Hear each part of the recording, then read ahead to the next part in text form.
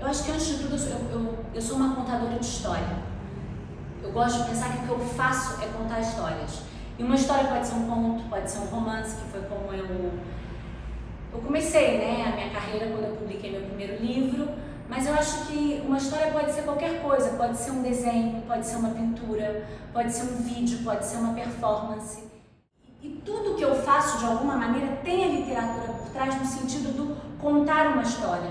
Lembrei de uma música, de um grupo de rock argentino, que chama Los Abuelos de lo Nada, os avós do nada, e tem uma frase que fala o seguinte: a vida é um livro útil para quem consegue compreender.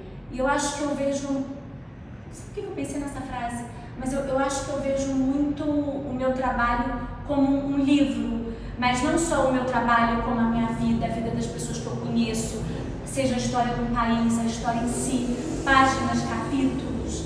E mesmo quando eu faço um desenho, para mim existe uma história por trás, existe uma razão de ser. Só que às vezes o que você não põe em palavras, você pode botar numa imagem. E eu acho que são maneiras diferentes de contar a história.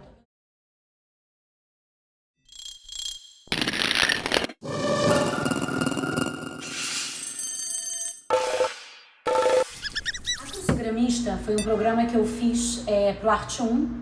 Eu tive a sorte do Caio Carvalho me dar carta branca para fazer o que eu queria.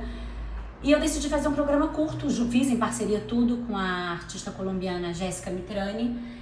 E é um programa, são programas curtos de 6 minutos, onde em 6 minutos eu falo sobre 40 temas, sempre sobre arte na América Latina, sempre também partindo de figuras consagradas, ícones, até o que está acontecendo na arte contemporânea hoje, ligando também literatura, artes visuais, performance, cinema. A única coisa que eu não falo é sobre música. Enquanto esta tecnologia me leva pelo Amazonas virtual, seguimos destruindo o Amazonas real. A pessoa que faz o jogo de palavra cruzada, ela se chama cruciverbalista em português. O crucigrama é feito pelo cruciverbalista, que em espanhol se chama crucigramista. Por isso que fica a crucigramista, porque a ideia era como calma. A gente queria uma ideia tipo o alquimista, o mago, uma coisa assim. Por isso que ficou a crucigramista, porque tinha um mistério. E todo o programa, que é uma espécie de hiperlink, que a gente fala de muita coisa em super pouco tempo, a gente usava o crucigrama no sentido, a gente dá uma dica, aparece uma palavra e aí se desenvolve em vários hiperlinks dizendo tal artista, isso, cinema. E teve um trabalho que eu acho que ali eu juntei muito bem tudo que eu faço, porque junto com a Jéssica a gente fez o roteiro, a gente dirigiu, tinha a parte estética, né, visual, que é um programa visualmente muito bem cuidado, é feito como se fossem papéis de paredes, que já na segunda temporada também se movem.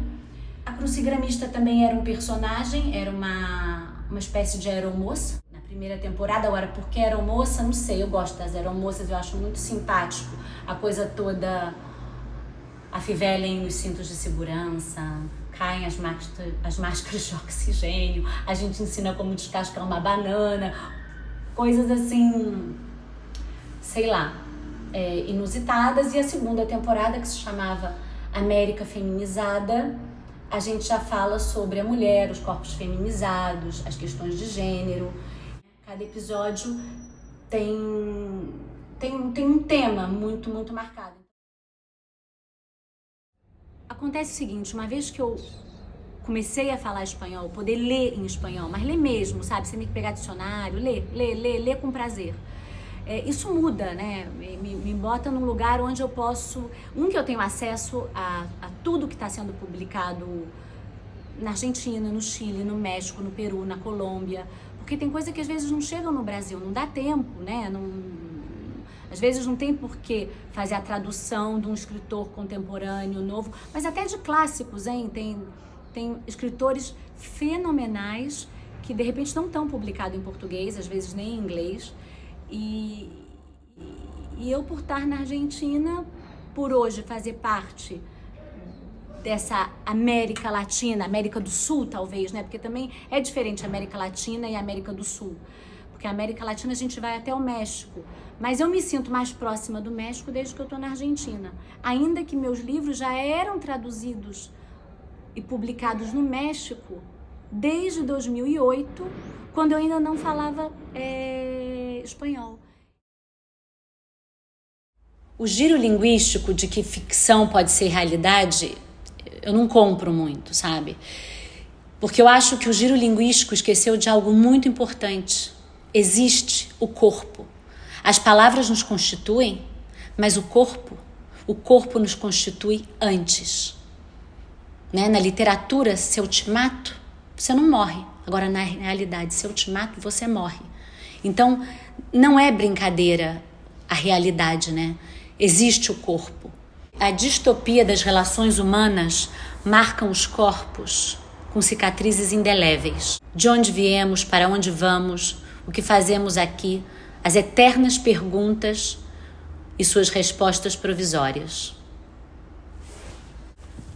De alguma maneira, eu poderia dizer que quando eu fiz a exposição na Bienal Sur, agora em 2021, a individual literatura do eu, de alguma maneira era como se eu fosse a Penélope, sabe? Onde a minha única razão de ser era a ação, era o fazer, o refazer, o desfazer, o refazer,